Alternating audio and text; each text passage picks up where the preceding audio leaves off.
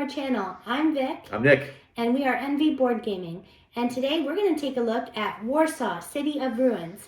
This is a game designed by Philip Malunsky, and it was brought to North America by North Star Games. It's a 2 to 4 player game. Nick is going to give a brief overview of how you play, and then we're going to give our review. Hey everyone, welcome to Warsaw, City of Ruins. This is a city building game. We're set up for a 2-player game. As usual, I'm going to focus on the main board and one player's area. So in this game, it's a drafting game too. So we're all set out with 8 tiles in each of these rounds. We're going to get 4 each. Each player's going to get 4, and we're going to pick the one that we would like to either purchase and place or discard and earn $3. So let's say I decided I want this one.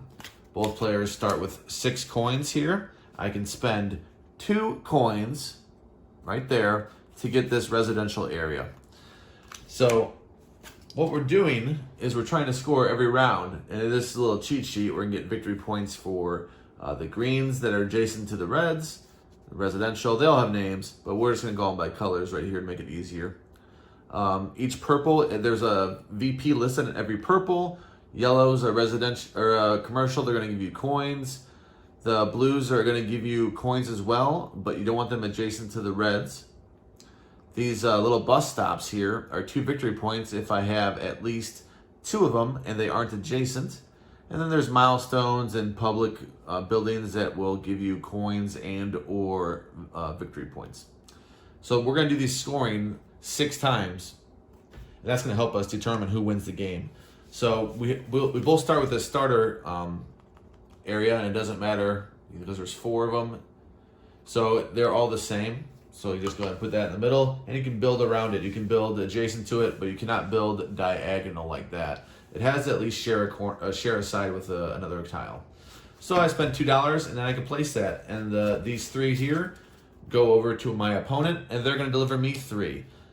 Alternatively, let's say I discarded one because maybe I don't want it, but I don't want my opponent to have it either.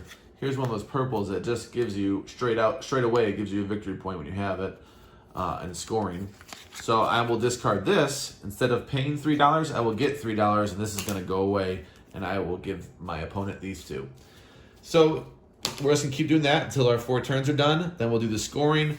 There's a little bit that goes on between this, so we do the scoring, but first we're going to see if there's a war. There's only war between the 3rd and the 4th round, and you can see that signified here. So World War I, in World War I, we lose, and this is the first thing we do before we score. After we've done our 4 tiles, we check if there's war. So after the 3rd round, World War I starts, we lose 1 tile each.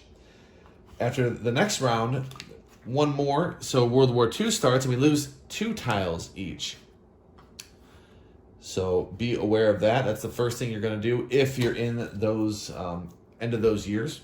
After that, we're going to see who won any of these tiles. So if it was end of the first round, we are going to get we're going to see who has the fewest different types of buildings. They will get 2 coins. You can see this is random. They come out random, so it could be the most as well. So we just throw these in the air, and then whatever lands is how we're going to play it.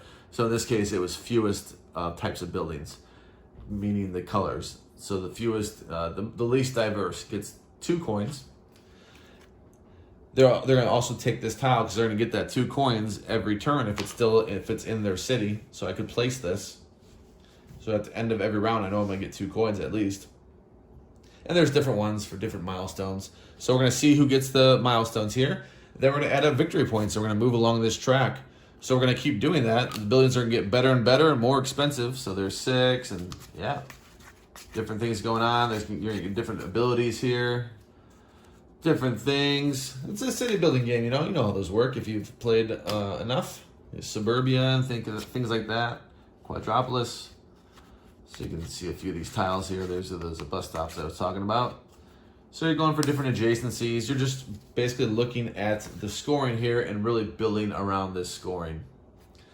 End of the game, we're going to see who's the leader, and we're also going to get a victory point for every 5 coins, and that will be the winner.